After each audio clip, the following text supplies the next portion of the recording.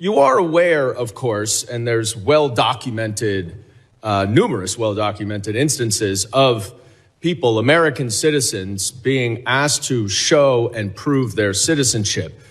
Do you know what other regimes in the 20th century required similar proof of citizenship? Yes, sir. What? Sir, there was various nefarious regimes that did that. Is Nazi Germany one?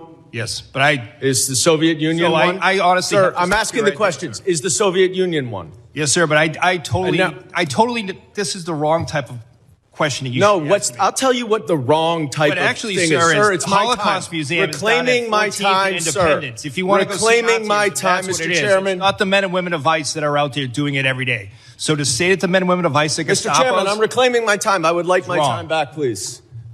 Please give me another 15 seconds because he was unnecessarily speaking.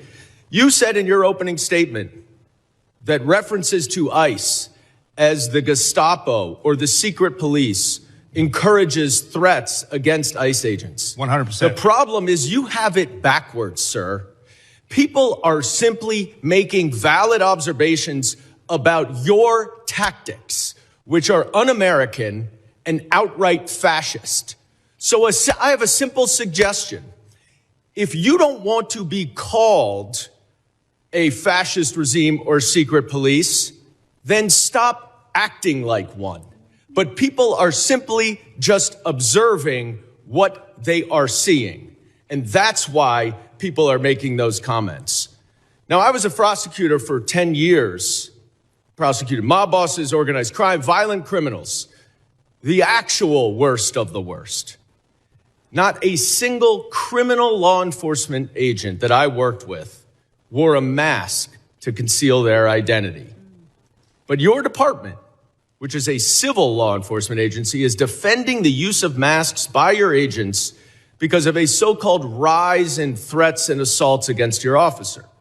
Now, you said in your opening testimony that assaults against ICE officers are up by more than 1,400%. Which is now even more than the 1,300% that your gaslighting spokesperson, Tricia from Ohio, has recently been citing. But here's the problem.